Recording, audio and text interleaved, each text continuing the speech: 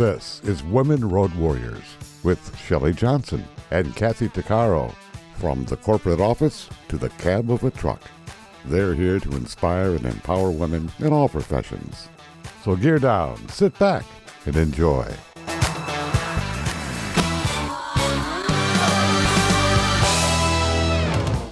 Welcome. We're an award-winning show dedicated to empowering women in every profession through inspiring stories and expert insights. No topics off limits on our show. We power women on the road to success with expert and celebrity interviews and information you need. I'm Shelley. And I'm Kathy. There are so many unsung heroes from World War II, and the roles women had are often downplayed or simply forgotten. Award-winning journalist Michelle Young was not about to let that happen with a key hero named Rose Valland. She's documented her major efforts in her book, The Art Spy, the extraordinary untold tale of World War II resistance hero Rose Valland. The Art Spy tells the astonishing true story of Rose, a quiet Paris museum curator who became an unlikely World War II resistance heroine, while the Nazis used her museum, the Jeu de Paume, as their headquarters for art theft. Rose secretly spied on them, risking her life to record details of thousands of stolen works bound for Hitler's planned super museum, the Führer Museum. Armed with bravery, intelligence, and sheer determination, Rose passed critical information to the resistance, helped safeguard Europe's cultural treasures, and even stood her ground during the liberation of Paris. Her story, long overlooked, finally gets sweeping exposure it deserves in Michelle's book. Publishers Weekly said in their review that readers will relish this riveting tale of a clever war hero playing the long game against bumbling fascists. Michelle's work is nothing short of compelling. She's a graduate of Harvard College in the history of art and architecture and holds a master's from Columbia University's Graduate School of Architecture, Planning, and Preservation, where she's also a professor of architecture. Her work has appeared in the Wall Street Journal, The Guardian, and The Forward, among others. She's the founder of the publication Untapped New York. Kathy and I were captivated, so we invited Michelle on the show. Welcome, Michelle. Thank you for being with us. Thanks so much for having me on your show. We are so honored. Michelle, your book is not only a wonderful tribute to Rose, but a riveting tale of espionage and intrigue that brings Rose to life for readers. Her sacrifices and risks were crucial in saving and recovering much of Europe's stolen art. It's still helping in recovery efforts today. I understand many of her contributions were largely forgotten. What motivated you to write about her? Well, no exaggeration to say that I was reading pretty much exclusively World War II books because in my real job, the day job, I was writing and researching about New York City, its architecture, urban planning. So I really wanted to do something that, wasn't triggering, that would pique my interest. And my family's history is rooted in World War II. My grandfather survived the atomic bomb in Hiroshima as a Taiwanese student. And then I married someone French, so I started digging into World War II European history as well and came across her story. And like many other female stories, as you mentioned, was astounded that there was not much about her out there at all and no full-length English book in the trade press about her in America. Wow. And she played such a vital role and still does long after her death. I was reading that she remained underrecognized for decades, overshadowed by the mostly male monuments men. That's correct. I mean, I think that's the story of women in World War II in general, and the fact that a lot of people are interested in the warfare, the battles, and that's the general dominant narrative about World War II. But behind the scenes, a lot of the people who enabled those battles to happen and the war to be fought on so many fronts were women. She was so brave, and I'm sure this is not something she ever anticipated doing in her life. You go into her early life as well as some of her personal life and all of that. She took such big risks. She was in serious danger in everything she was doing. Could you give a summary or synopsis of who Rose was and how all of this began?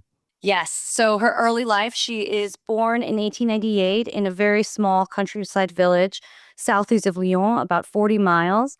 It's a very sheltered, conservative, religious area. But she displays very early talents in the arts and in her studies. And her mother, unlike a lot of other women of this generation, really fought to have her educated. So applied for scholarships for her to go to better and better schools. She makes her way up, wins many awards, and after kind of being at the top schools in the region, ends up at the École des Beaux-Arts in Paris, where all the major artists have studied.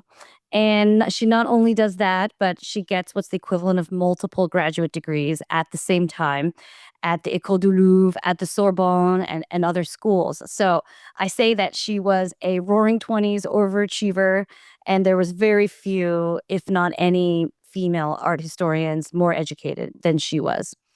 But she has a hard time finding a job after her education. This is due to her class and other factors. She has a nemesis that she encounters who finds her too modern. He unfortunately is head of the Louvre and head of her school where she's writing her thesis, the École du Louvre. And so she takes an unpaid secretarial job at the Jeu de Paume Museum, which is a modern art museum next to the Louvre. It's part of the French National Museums, but not extremely prestigious in terms of a workplace. But she takes this unpaid job, fights to become an unpaid curatorial member that takes her 4 years. And at that point of a few years later is when World War II breaks out. And she's an integral part to the protection of art in World War II, the movement of art from the museums to the Loire Valley out of harm's way. And then in the end of 1940, the Nazis have requisitioned the museum she's in, the Jeu de Paume, for their own uses to transit looted art through, to document, move, and then eventually ship out of France. Wow. Wow. That's all I gotta say. She was seriously brave. I mean, obviously, she was fighting sexism as well as the terrible Nazis who were processing stolen art, requisitioning it to take it to this super museum that Hitler wanted, which was a terrible, terrible thing. I mean, this had to put her in a very precarious spot. And of course, then she became part of the French resistance, which I don't imagine she ever saw in her future. No, I don't think so. But in many ways, I think her whole life experience really prepared her for that.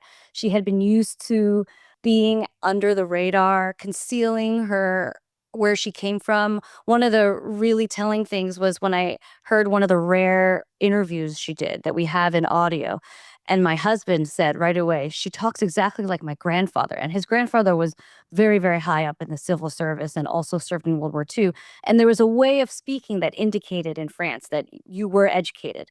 And so even though she doesn't come from this world, she learned to play that part. And that is exactly what she pulled from when she was a resistance spy in the museum at great danger. And I think you asked before kind of how in harm's way was she? And so to give some color on that, every day she was working right under the noses of some of the most powerful Nazis in Paris. They were sent there, but also having a grand time, stealing everything they could. They were stealing for the Third Reich, but then also stealing for themselves. And her job initially was just to figure out what's going on in this museum. Who are the key players? And you can see in her notes, she's listening phonetically to the German. She has a secret superpower in that her partner, a woman named Joyce here, whom she ends up being with for her whole life, 50 years, is actually half German. This woman grew up partially in Britain, where she was born, and in Germany, and has helped Rose learn German. And then over time, she's stealing documents, whether they're papers thrown out in the waste basket or the negatives of photographs that they've taken of the art. And, because they're Nazis out of central casting, they're also taking what we would call selfies today. And posing in front of stolen art and stuff. So she ends up having this amazing record of everything that's gone on, the art that's stolen, and who these people are, their names and their photographs. And that's eventually what she passes on to the monuments men, or what we call the monuments men, and becomes a monuments officer herself after the war. Wow. All I can say is bravo to her. Yes. Yeah, when I read these books, I often think, what would I have done? And that's really what motivates me, because I think again, we can imagine what we might do, but here's what someone really decided. And it's always very inspiring. In the end, I realized that I would be no good spy. But I don't have the poker face for it. But Rose really did. And you can see that from the way she writes and how other people talk about her. She wasn't always the people-pleasing person in the room at all. And it's interesting because she was not trained to be this. So she had to kind of play it by ear, if you will, and learn to be very, very secretive and observant. And of course, not be a threat, because obviously I'm sure that the Nazis were constantly looking. The amount of stress this woman had to have every single day, every single minute of the day, going to work. Imagine. Yeah. And then adding to that, she lived with her partner, Joyce, here, that was very taboo at the time. It was criminalized under Vichy France, correct? That's correct. And also under German law, heterosexuality was legal really just for men, but they harassed lesbian communities all the time. So this wouldn't have been something she would want out in the public. And she didn't even want it when France wasn't occupied. She kept that a secret through the 1930s when they were living together. And so one of the most striking things that I discovered was when the Nazis took over her museum, just a month later, Joyce is actually arrested by the Germans with the help of the French police and interned in the east of France. And Rose has no idea where she is. Joyce worked for the U.S. Embassy. They also had no idea where she was. So one can imagine very easily that stress that you're describing. So not just being a spy and could be caught any time, but not knowing where the love of your life is. Yes. Well, wasn't here considered an enemy alien? Yeah, that's correct. And this is one of the real untold stories of World War II that I discovered is all the British and anyone who was part of the Allied nationality was considered an enemy alien under occupied France. And so they were allowed to stay and were termed, they were on parole. And so they had to go to the Kommandantur every day and sign their name and give their address. And so this is exactly how the Germans knew where they were when they decided it's time to round them up and imprison them. And so they went door to door, starting at 5:30 in the morning, knocking and shining flashlights in their faces. So Joyce was living with Rose at this time, and so they would have been jolted from their sleep, and she would have been taken. Oh, God. And how long did Rose endure all of that? How many years? So she was undercover for almost 4 years. Wow. That would be a lifetime with that kind of stress.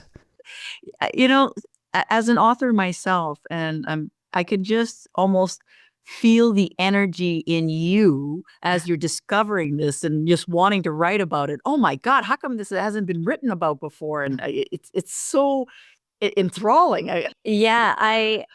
Yes, that's exactly what I felt. And I had a hunch, maybe as a woman of the same sex as Rose, but, just knowing that I bet her story is even crazier. That was just my feeling. And that's why I focused this book primarily only on the 5 years of World War II in Europe and the time that she was in the war. And I went into it hoping I would find enough, kind of believing that I would. And I did in the end. I filled in those holes in her timeline, figured out what happened to her, for example, when the Germans arrived in Paris at the gates and what happened to her. It was a harrowing journey of her escape out of Paris during that time.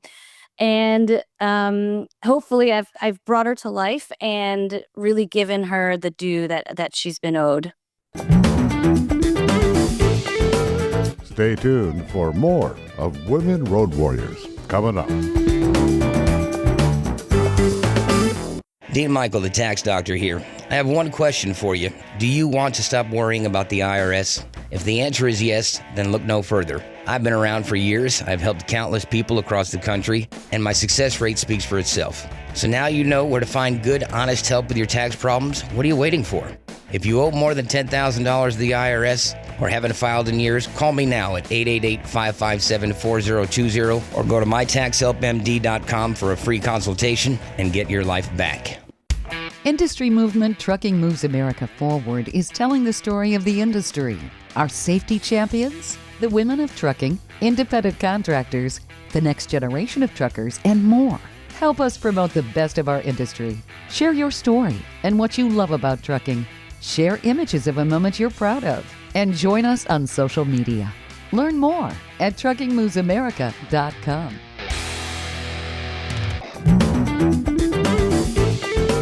Welcome back to Women Road Warriors with Shelley Johnson and Kathy Tuccaro. If you're enjoying this informative episode of Women Road Warriors, I wanted to mention Kathy and I explore all kinds of topics that will power you on the road to success. We feature a lot of expert interviews. Plus, we feature celebrities and women who've been trailblazers. Please check out our podcast at womenroadwarriors.com and click on our episodes page. We're also available wherever you listen to podcasts, on all the major podcast channels like Spotify, Apple, YouTube, Amazon Music, Audible, you name it. Check us out and bookmark our podcast. Also, don't forget to follow us on social media. We're on Twitter, Facebook, Instagram, Pinterest, LinkedIn, YouTube, and other sites. And tell others about us. We want to help as many women as possible. You know, history books often gloss over the quiet heroes, especially the women who shaped the course of World War II. Award-winning journalist Michelle Young has made sure one of those stories won't be forgotten. Her book, The Art Spy, the extraordinary untold tale of World War II resistance hero Rose Valland, uncovers the astonishing true tale of Rose, a seemingly unassuming curator at the Jeu de Paume Museum in Paris. When the Nazis turned her museum into a headquarters for art theft, she risked everything. Secretly spying, she recorded the details of thousands of stolen masterpieces bound for Hitler's planned Führer Museum. With intelligence, bravery, and sheer determination, she passed priceless information to the resistance, safeguarded Europe's cultural treasures, and even stood her ground during the liberation of Paris. Her work is still uncovering artwork today. Publishers Weekly calls Michelle's book a riveting tale of a clever war hero playing the long game against bumbling fascists. Michelle, besides the compelling storyline, you really do bring Rose and history to life. When we read about history, we don't really know about the people. We know their names, we know the dates. But what makes it interesting is these are people, and you can actually delve into their lives, and you give the readers the ability to actually step into Rose's life and really feel the fear and really see the challenges that she had and how she evolved as a protagonist. She was a very innovative woman. She's really amazing. Yeah, I think she was for sure brilliant. And even the way she processed information was amazing to me, right? Because she's just like taking all these notes, but she's not even doing it in the museum because she's prevented from taking notes. But conveniently, her other superpower is that she has near photographic memory. Wow. And so these aren't just like, a random name. It's what addresses has this art been stolen from? Who does it belong to? What are the shipping manifests? The numbers of the train cars that this art is going to? She's doing that all at home. And then occasionally, if she's able to steal some documents, that can enable her. So I describe her as having a brain like a computer because she kept all of that organized in her head, and That's wrote it amazing. down. Yeah. That's incredible. Oh, and especially under that kind of pressure, to remember all of that and to catalog it in your head. Oh my goodness. Yeah, and there was just, I think, 2 moments in the book where I allowed some modern day terminology to seep into the book, which I try not to because you want to be immersed and you want to be with Rose. It's a narrative nonfiction, so must read like a thriller and everything is true. But there were 2 phrases. So one was describing her as a overachiever because I think that's really what described her education when I looked at it. And then in this aspect of her brain, I described it as like a computer because I really wanted readers to understand the extent of which she was so unique and so brilliant. How involved is it to be a curator? I would think that the details are just overwhelming, and she's storing all of this in her head, trying to figure out where all of the artwork went. It's great that you bring that up because there was a line in either one of her letters or her memoir where she said, basically in the war, I did what I was trained to do, to make lists, lists, lists, and lists. And of course, she had more skills beyond that, but she was such an accomplished academic curator. And in terms of the things she would be doing, would be looking for new art to acquire, figuring out how to hang them in the museum, what should be on the permanent display, what should not be, and making lists to prepare for war. And then also writing up exhibition catalogs, the general catalog of the whole collection of the museum. So a real varied job description. And then what kind of made her under the radar for the Germans was they thought that she was just pretty much like a custodian, because she also knew how the building worked, how the fire system works, how the electrical system works, and she was liaisoning with the French guards that already worked there. And so they kind of dismissed her as this lowly custodian slash secretary. And then, of course, she underplayed what she knew. So do you think that being a woman was an advantage at that point because she was more easily dismissed? Yes. So throughout World War II, women were always overlooked, and they couldn't really believe that they would be doing something, against the regime or anything. But she was particularly overlooked because there were other women in the museum. They were all either German art historians that were sent there to catalog all the stolen art, or they were German secretaries. And these were very prepped, primped women. There was a lot of intrigue and affairs going on between the German art historians and the German secretaries. And she was very plain.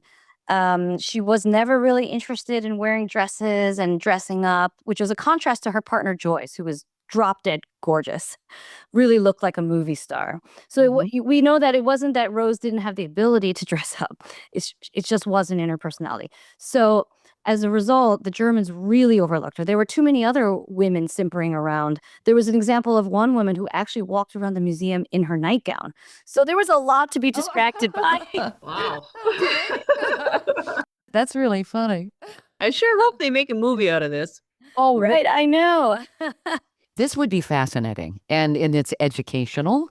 It brings history to life, and people really need to know how many people played a role in defeating the Nazis and some of the well, we already know the terrible things they did, but the way they impacted the art world, it was a travesty what they did. In terms of art, what are some of the famous pieces? I mean, they really absconded with some phenomenal historical works of art. What are some of the pieces that the Nazis ran off with? Yeah, so the Nazis were primarily interested in what we called the old masters. So painters like Vermeer and Rembrandt and Hans Holbein, because that's the art that Hitler understood, and it also fell under the kind of general term as being Germanic in origin. And so they were avidly collecting this. But when they looted art collections and they came into France with already a list of everything they wanted to steal, including the 15 major art galleries, which were predominantly owned by Jewish gallery owners. And so when they took commando units and really liquidated all these art galleries wholesale. So they would come back with the kind of art that Hitler wanted, but also art that they didn't really know what to do with. That was modern art, like Picasso's, Matisse, and Braque. And so those kind of got separated. And usually the art that would move out of France and be exported back to Germany would be those old masters paintings. So I'll give you painting number one that they were looking for was called The Astronomer by Vermeer. And it had been part of the Rothschild family, the French Rothschild family, for centuries. And so this was number one on their list. And the very eerie thing is when you look at the German documents that were made in this museum, it is labeled R1, Rothschild 1, the first painting to come through the Jeu de Paume Museum to be cataloged. And so that was the big one. But there was really paintings by anyone, Van Gogh, Monet, all that stuff was coming through. And then between kind of the Van Gogh Monet era and the modern art of that time period, which includes the Picassos and Legers and Braques and Matisse, those they were trying to figure out what to do with. And so they ended up, selling a lot, exchanging a lot, burning a lot. And Rose witnesses the burning of 500 of these modern paintings in the courtyard of the museum in July 1943. That had to break her heart. Yeah. When you think of the loss of all of that, I mean, the brilliance that just went up in smoke. Yeah, she found all of this very painful. I think that she was motivated not because she just loved kind of art itself, but what it represented for the culture of France and also for her. It was her ticket out of where she came from. So beauty to her was kind of paramount. And she writes in the opening of her memoir that she did this to save a little of the beauty of the world. So you're right. This was an extremely painful moment for her to witness, to document. And it really defined a great part of the rest of her life because when she wrote about this after the war, it was kind of immediately questioned. And that has entered into kind of present day discussion about Rose Valland. So I knew if I wanted to tell the story from her perspective, I would need to know whether this was true or not, and definitively true or not. And so over the course of the 4 years I worked on this book, I hoped I would find some documents, a smoking gun, right?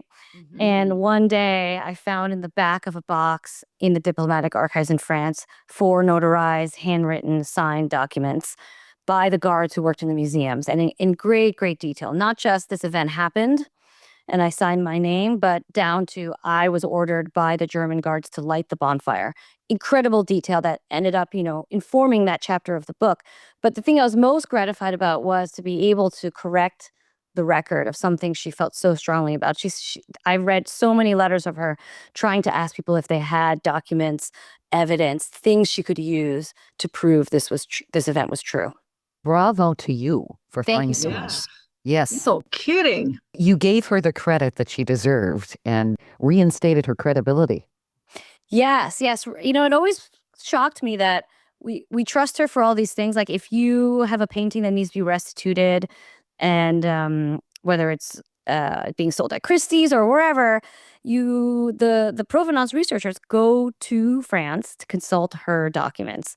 And oftentimes Rose's documents are the only proof that exists that an art was looted by the Nazis. So, her documents underscore deals that are hundreds of millions of dollars today. And why is this questioned? And, the question also in my mind, if a man had said this, would it have been questioned? And one of the amazing things is when I went back to check, okay, where does this doubt come from? Because that's really important when you're researching things. Try to trace back where a myth or a conspiracy theory or a falsehood comes from. You got to go to the beginning. And what I realized was that it was the Nazis in the museum who came out to a German newspaper in the 1960s to say what Rose is saying is false. There was no fire. And then they add, of course, if it did happen, it was Rose who did it. So it's classic. It's deny, deflect. Yeah. And I think you can do that to marginalized communities of people more easily than someone that's in the dominant narrative. Very, very true. Stay tuned for more of Women Road Warriors coming up. Dean Michael, the tax doctor here. I have one question for you. Do you want to stop worrying about the IRS? If the answer is yes, then look no further. I've been around for years. I've helped countless people across the country, and my success rate speaks for itself. So now you know where to find good, honest help with your tax problems. What are you waiting for? If you owe more than $10,000 to the IRS or haven't filed in years, call me now at 888-557-4020 or go to mytaxhelpmd.com for a free consultation and get your life back. Welcome back to Women Road Warriors with Shelley Johnson and Kathy Tuccaro. History often overlooks the women who changed its course, but journalist Michelle Young refuses to let that happen. In her new book, The Art Spy, the extraordinary untold tale of World War II resistance hero Rose Valland, she reveals how one quiet Paris museum curator became a force of defiance against the Nazis. When Hitler's army commandeered the Jeu de Paume Museum as their headquarters for art theft, Rose was right there, watching, listening, and recording every detail. Day after day, she risked her life to keep track of thousands of masterpieces. What seemed like routine notes were actually lifelines of intelligence that she funneled to the French resistance. Her courage safeguarded priceless cultural treasures and helped preserve Europe's heritage. And when Paris was finally liberated, Rose didn't step aside. She stood firm to ensure stolen art could be reclaimed. Michelle's book is truly incredible and a wonderful tribute to Rose. Michelle, Rose went through so much. In the liberation of Paris, she also learned the Nazis had orders to neutralize the museum and make her disappear.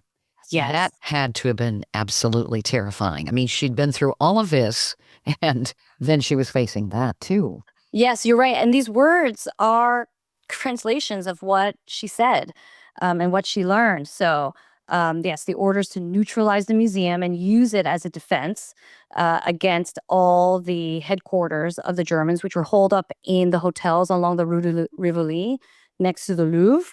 So her museum was in the Tuileries across from the German commander of Paris. So basically it was said, if push comes to shove, you can destroy this museum as a means to protect everyone else behind it. And at the same time, the Germans working in her museum begin to suspect her near the end. And they've decided that regardless, even if she's a spy or not, she knows too much because she was here the whole time. And so one Nazi named Kurt von Baer gives an order to ideally bring her to the border, cross the border, and then liquidate her. That's the term that was used. Wow. So she doesn't know about this order until after the war. It comes out in a war tribunal against the men in the museum. But it's, of course, harrowing to just be in the final battle. She's actually there with all the soldiers fighting. She's in this museum during those last days. And then not only does she survive that, then she becomes a suspect for collaboration as Paris is being liberated and the mob breaks into her museum, breaks the windows, breaks the locks, and she's put at gunpoint. And I won't give away what happens, but you know, it's like at kind of every turn of the war, she's in extremely precarious conditions and situations. Unbelievable. Yeah. She probably never felt safe. Not that anyone did with the Nazi occupations, but I mean, she was right in the thick of it. Yeah, and I think it's so interesting that our common conception of a spy is someone in the field, probably blowing up trains. And it's arguably, of course, very dangerous. But I think it's equally dangerous to have been working undercover, under the nose of these Nazis every day of the war.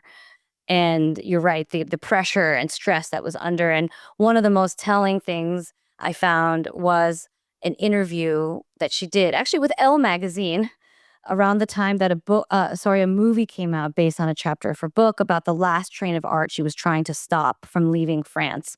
There are 1,000 paintings on it. And she's interviewed on the set of this movie called The Train by Burt Lancaster.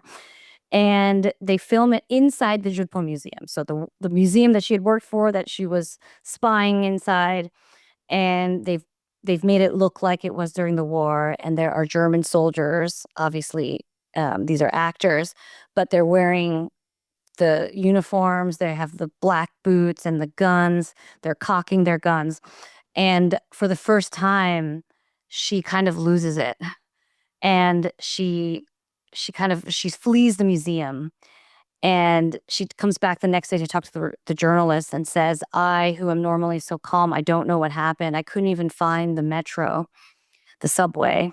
Mm-hmm. And that was 20 years after. So she had kept that with her until that moment when she was confronted with it to her face for the first time again. Wow. Well, her work was invaluable. She certainly passed all of this information on to the French resistance at great risk to herself. And her meticulous records are still being used today and recovering art that's still missing. Am I correct? That's right. Yes. Mm-hmm. So it's estimated about 100,000 works of art are still missing. the Nazis took about 650,000 works of art. That's Wow. of what we know. Crazy. I know. It was a real military operation all the time. And that's what we know. And that's what they documented and what we were able to figure out. So undoubtedly much more than that.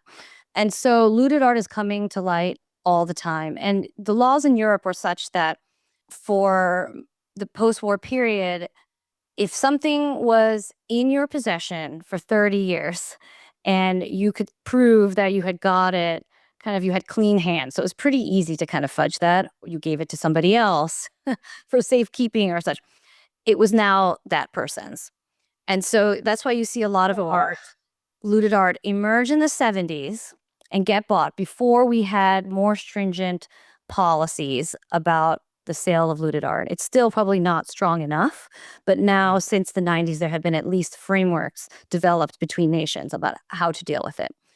And so 70s, they get sold, they disappear for another generation, and now they're coming to light again. And I don't know if you saw the news, but a woman in Argentina put her house up for sale, and in one of the photographs was a painting that was looted in World War II, and it created like an international scandal and story that people have been riveted and following. And that's again because the next generation is starting to get older and selling their property. So we will be seeing a lot more looted art come to market or be discovered. Wow. Yeah, and that's where Rose's work is that much more valuable because we need to have that record. She is saving history in so many ways. She made history. She's saving history. It was just a travesty what the Nazis did all the way across the board. And I can only imagine, you said way over 100,000 works of art that are still missing. It could be anywhere. Yes. I mean, there are a lot likely in Swiss bank vaults. One of the men, the Nazis who worked in the museum with Rose, Bruno Lose, a real nemesis of hers. He's the one that was on trial in France after the war, and she actually served as his interrogating witness, which is, again, yet another accolade for Rose Valland. And when he died, they found all sorts of looted art and impressionist paintings in his bank vault in Switzerland. And he had said to his death that he didn't steal anything. He was just a lowly Nazi following orders. So, there's going to be a lot more of that. Sure. Mm-hmm. Stay tuned for more of Women Road Warriors coming up. Dean Michael, the tax doctor here. I have one question for you. Do you want to stop worrying about the IRS? If the answer is yes, then look no further. I've been around for years. I've helped countless people across the country, and my success rate speaks for itself. So now you know where to find good, honest help with your tax problems. What are you waiting for? If you owe more than $10,000 to the IRS or haven't filed in years, call me now at 888-557-4020 or go to mytaxhelpmd.com for a free consultation and get your life back. Welcome back to Women Road Warriors with Shelley Johnson and Kathy Tuccaro. Not all heroes wore uniforms in World War II. Some worked quietly in the shadows, and one of them was a woman you may never have heard of. Her name was Rose Valland, a Paris museum curator who fooled the Nazis right under their noses. When Hitler's troops took over her museum, turning it into their hub for stolen art, Rose played the part of the meek staffer. But in reality, she was risking her life every day, scribbling down secret notes on thousands of masterpieces headed for Hitler's so-called Führer Museum. Those notes weren't just lists. They were weapons. Rose passed the information to the resistance, helping protect Europe's cultural soul. She didn't always get her due credit for all the work she did, but she single-handedly is responsible for the continued recovery of Europe's looted masterpieces. Award-winning journalist Michelle Young brings Rose's remarkable story to life in her book, The Art Spy, the extraordinary untold tale of World War II resistance hero Rose Valland. It's gripping, it's inspiring, and it proves that sometimes the quietest voices are the ones that change history. Michelle, you're setting the record straight with this book. And Thank you. This is a tribute that Rose truly deserved. And I think it's also going to bring awareness to people of the massive roles women played in Yes. on the sideline or in the background in World War II. And the roles women have played throughout history. Really. Yes. And I think the idea that I'd love people to take away with is that really anybody can be a hero. Everyone has a role they can play. And in dire circumstances like war, women get the opportunity to play some of those roles because of the change in dynamics. Men often go off to fight, so women are doing other things that they were not doing before. So, yes, it was not just Rose in the museums of France. There were many other female curators working for the resistance. Some of them were arrested, some survived the war. So, a lot of amazing stories. I didn't have an opportunity to talk about all of them, but I tried to fit them in the book where I could. And you follow a few of these very, very brave women as well. Well, the way you weave everything together keeps a reader on his or her the edge of their seats, and this is good. And and I think that's also when we studied history in school, a lot of times it was kind of boring. Yeah. If we could only bring the people to life, then you can relate to it. You make it relatable. Yes. And I also came into the genre as a fan. I was just a big reader of these kind of books.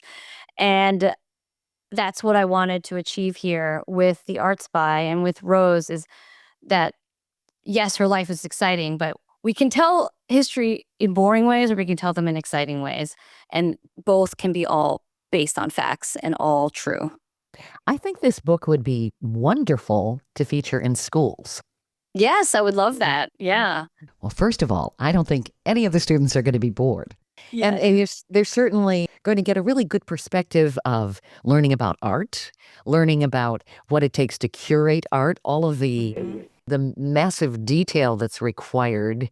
And then they learn about history and they learn firsthand, essentially, through the protagonist, Rose, what it was like to go through all of these things during the occupation of the Nazis. And Right.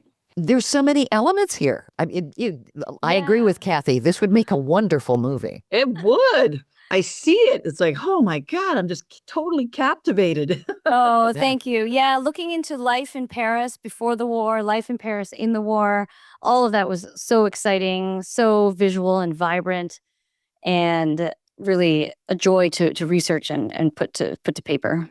So where can people find the book? Yes, well, it's everywhere. Ideally, you can buy it from your local bookstores, but it's also on Barnes & Noble and Amazon. And my website, michelleyoungwriter.com, you can get an autographed copy, dedicated copy. And yes, please, or at your local library. And it's The Art Spy, the extraordinary untold tale of World War II resistance hero Rose Valland. I just love this. And I love the painstaking effort you went to write this. How much research did you have to do? I mean, there's a lot here. Yeah, so the book took me 4 years. The really 3 years of the active researching and writing. And I went all over the world. So France many, many times. I worked with Rose Valland's family, with her partner, Joyce Here's family. A lot of archives. She left a lot of papers behind. So whether they were with the French museums or the diplomatic archive, because she was part of the diplomatic corps after the war, or other archives of her materials that came through her family in her hometown, but also sources in England and Germany, even Latvia, where she won an award for her curatorial work. I was tracking all of these down. I'm the kind of person that is not satisfied with one end of a letter. I need the other side, that kind of thing. So I was really, really relentless and had many, many threads going on at the same time. Felt a little bit like Rose, kind of keeping track of lots of things and hoping they would all come together at some point.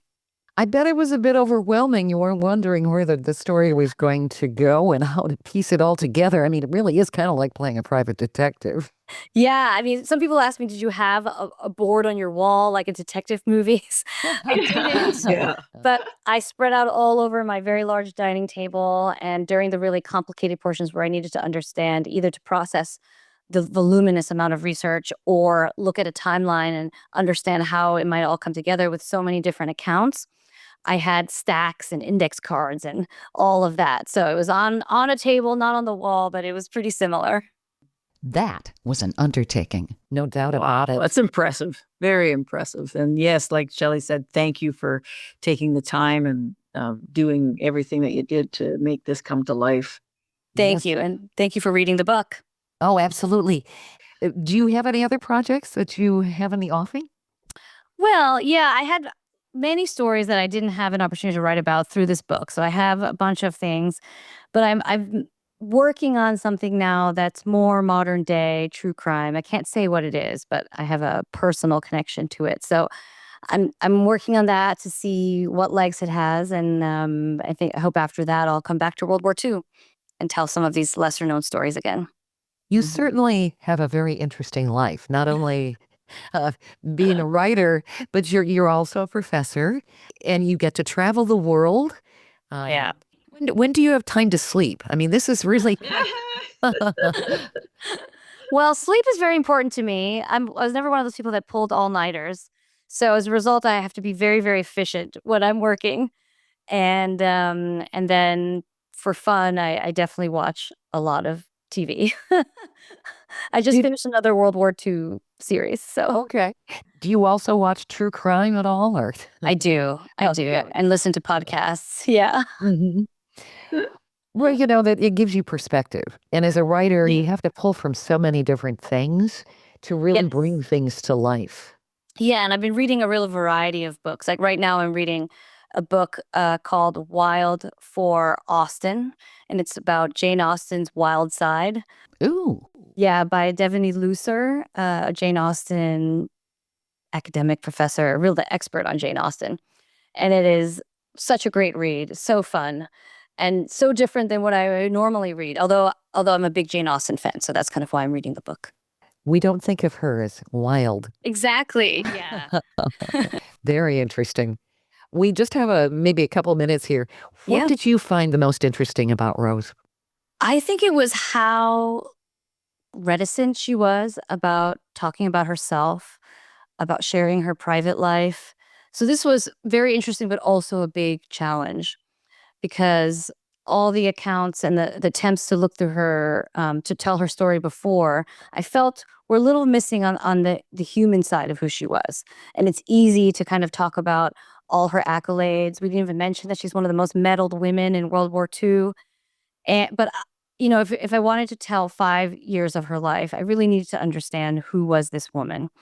And so as a result, I did such a wide swath of research. I read and reread her own writings, and then I was deciphering scribbled notes in her papers. And through all of that, I was able to kind of really understand exactly who she was.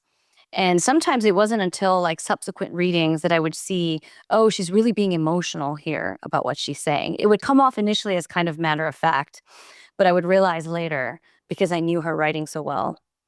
And I think also just how iconoclastic she was. She had a boy haircut in the 1920s. She talked about loving wearing suits and pants. And then by the mid-1930s, she's living with her partner. All of that was really brave, really daring, and contrary to the image that a lot of people had of her, which if you read some of the older articles, particularly in the 80s and stuff, it describes her as mousy, as timid. And that I really wanted to correct with this book, because from what I found in the evidence, she was not timid whatsoever. There's one amazing scene where outside of the museum, they've built a tower, and they've put a German soldier who's trained his rifle on them. This is in the last days before the liberation. And she decides that the only thing that can protect them and the 2 guards with her in the museum, male guards, is to open the door and put herself in the center so that he sees that there's a woman here. You don't do that unless you have just this amazing level of chutzpah and bravery. Absolutely. Yeah. Wow. And good for you for correcting that, because the other descriptors were very derogatory. Mousy? Yeah. No, I'm not Mousy. describing this woman as mousy. I think that there are a lot of men that would not have done what she did for that long of a period of time, right in the thick of it. Yes, for sure. This is wonderful. Michelle, I am so glad that you took the effort to write all of this and bring Rose to life and really give us a perspective on what was involved. The Art Spy, The Extraordinary Untold Tale of World War II Resistance Hero Rose Valland. Where can people find it again? Yes, anywhere you buy books, your local bookstore, Barnes & Noble, Amazon, library, and my book tour continues in a very robust way all around the country. So I hope to see some of your listeners at some of my upcoming events. Wonderful. Thank you, Wonderful. Michelle. Thank you. Thank you so much. This has been wonderful. Delightful and so intriguing and exciting. And I'm leaving this interview totally inspired for the day. Thank you. Yes, absolutely. Thank you, Michelle. Thank you both. I totally agree with the Amazon description of Michelle's book. In the spirit of hidden figures, with the sweeping narrative of the rape of Europa, The Art Spy is an inspiration for us all. An extraordinary tale of courage in a time of violence. I highly recommend everyone go out and purchase this book by Michelle Young. It's extraordinary and a tribute to a tremendous woman. We hope you've enjoyed this latest episode. And if you want to hear more episodes of Women Road Warriors or learn more about our show, be sure to check out womenroadwarriors.com. And don't forget to subscribe to our podcast. On our website, we also have a selection of podcasts just for women. There are a series of podcasts from different podcasters. So if you're in the mood for women's podcasts, just click the Power Network tab on womenroadwarriors.com. Women Road Warriors is on all the major podcast channels like Apple, Spotify, Amazon, Audible, YouTube, and others. Check us out, and please follow us wherever you listen to podcasts. Thanks for listening. You've been listening to Women Road Warriors with Shelley Johnson and Kathy Tuccaro. If you want to be a guest on the show or have a topic or feedback, email us at sjohnson@womenroadwarriors.com.